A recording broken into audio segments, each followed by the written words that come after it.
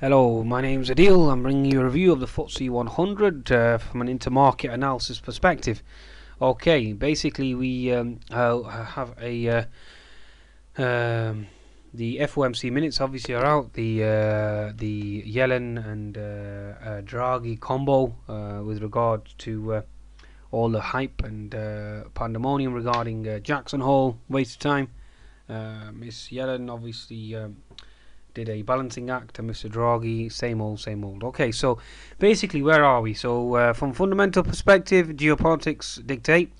You have concerns regarding ISIS. You got Hamas in Israel, obviously breaking the truce.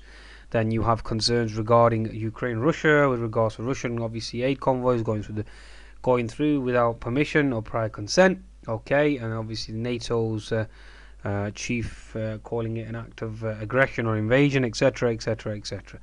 So basically, geopolitics equals risk off. Okay, given the sheer amount of concerns that we have. Okay, so geopolitics equals risk off. Add in the fact that you had Ferguson as well. That's still ongoing with regards to racial tensions in America. So therefore, regarding that's a risk off scenario. Okay, hence the reason why the FTSE 100 will be under resistance. Add in the fact that we've had the economic data itself post FOMC, post Jackson Hole, is basically tapering concerns, interest rates being brought forward, etc., etc. And also with regards to the FTSE regarding BOE minutes, you had two dissenters, therefore that's hawkish. Okay, going forward. Okay, and that basically indicates interest rates going to rise here globally. And therefore that's risk off as well. So that's the fundamentals from my perspective. With regards to the US markets, yes, they continue to move higher. They continue to short squeeze higher. Call it light volume. Call it what you want. Call it dip buyers. Call it QE, etc., etc. From my perspective, the way in which I'm reading it, everybody expected Miss Yellen to be overtly dovish, and she wasn't.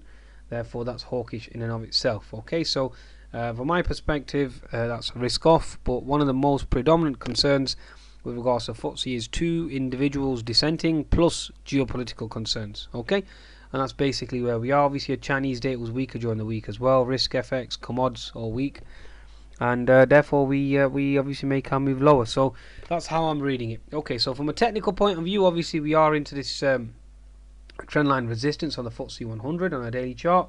The FTSE 250, just to confirm, also into resistance, as you can see here. Key trendline resistance holding. It's an inside bar, two candles within the red candle. Therefore, the bears are still remain in control. Okay, so that indicates a risk-off scenario. FTSE 350, obviously we've stalled here. Doji candle signifying, and obviously inside bar as well, given the bearish engulfing candle that followed. And down we go. Okay, so that's my perspective on things. We are headed lower just based on the larger time frames. Okay. If you go back to our FTSE 100, look at our weekly chart, see if we can engage anything from there. So FTSE 100 weekly chart, okay. Slight mess here at the moment. Okay, so basically that's where we are.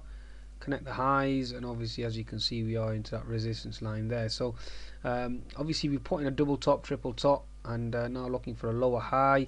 If you look at a larger time frame and you look at the concerns there, one can conclude that we do have a HNS formation. Right shoulders going in. Now we're making our move lower. Use your Fibonacci retracement. Take it from the pivot high. Take it to the neckline. We're into the 61.75 Fib retracement, and down we go. Okay. Now, one thing that's interesting is that the FTSE has an inverse relationship, well, from my perspective anyway, with regards to the GBPUSD. Now, given the fact that we've had two dissenters, and given the fact that we've had such a sheer drop, okay, on sterling, and it is coming into support around this region, okay, therefore it's in the lower channel support, is into horizontal support, previous resistance equals support. I mean, how many different levels of support can one conclude? Now, also if you look at the weekly chart as well, it's into its 50 MA on the weekly chart, and obviously previous resistance equals support as well. So it is it's quite a substantial sell-off, 1.72 all the way down to 1.67. It's quite a substantial sell-off. So all the bearish news certainly has been factored in, but given the fact that we've had two dissenters, and obviously the data comes out, it's coming out impressive out of the UK. Okay, yes, inflation certainly is slowing, but will certainly pick up. Will certainly start to pick up. if economic data keeps coming out better than expected. So that's basically what we're seeing. What I'm looking at and observing at present. Looking for a horizontal support around this region to hold and obviously move higher from that perspective. So that obviously has an inverse relationship with the FTSE. Therefore, if that's into support, the FTSE is into resistance. Okay. Now, if I go to the smaller time frames, just before I do go to the smaller time frames, let's just go over the actual US markets. Now, the S&P 500 and the FTSE do have a relationship, so you can see that we're at double top resistance on the S&P 500. I have done a previous video where I'm expecting the right shoulder to hold, and obviously the inverse, the actual H&S formation to trigger off. As you can see here, the right shoulder has held 75%. Here's put on a double top intraday, obviously moved lower, and we are looking for a potential move south on the S&P, given the fact that on the daily chart it has held double top resistance. So if it's held double top resistance, then obviously that's resistance for the FTSE. If you look at the Dow Transports, again resistance, Dow Industrials into resistance.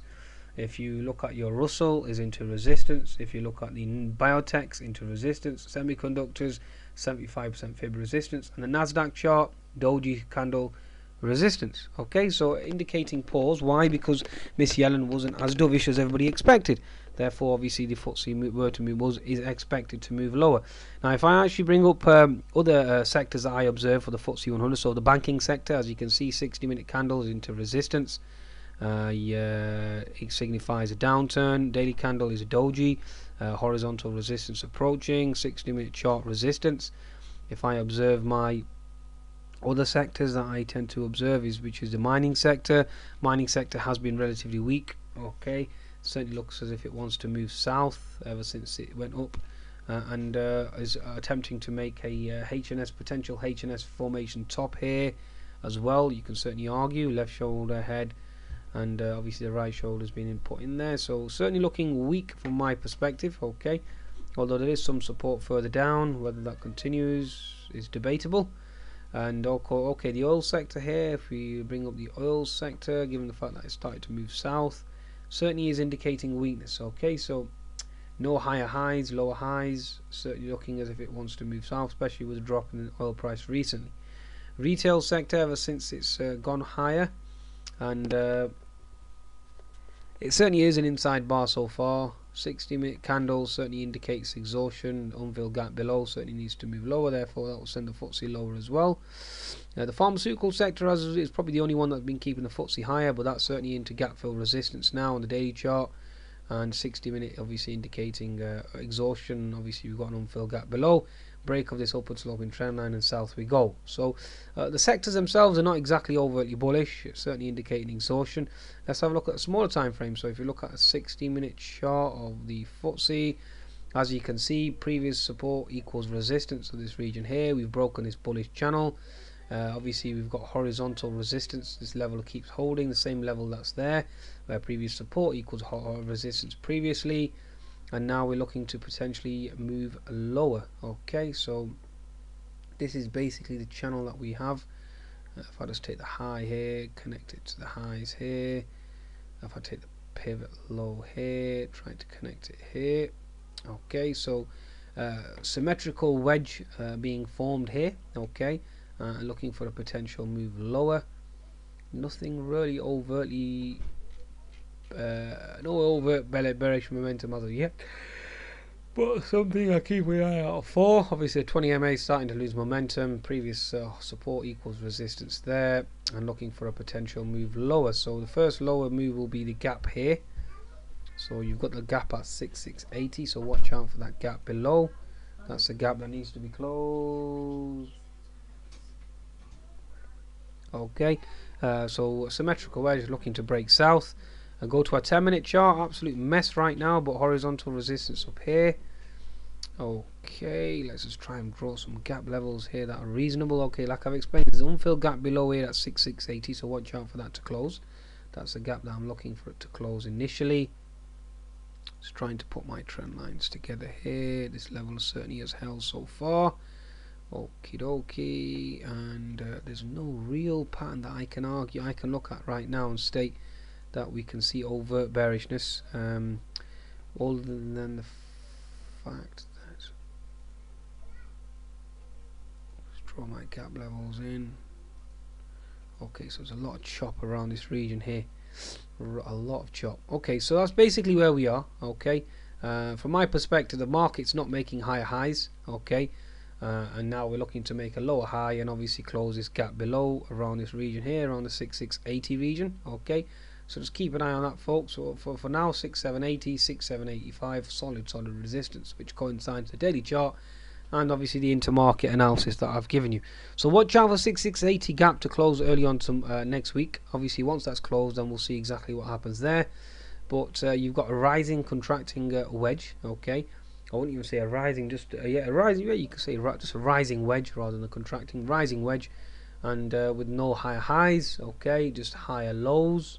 And no higher highs, so that's bearish, and obviously the bears are in control and we're moving south, given the fact that US markets hold resistance. Obviously if US markets make new highs, and that the FTSE 100 will have no other choice but to follow. Okay, so geopolitics plus hawkish monetary policy to expected to send the FTSE south. Okay folks, risk on, risk off, wax on, wax off. Goodbye now.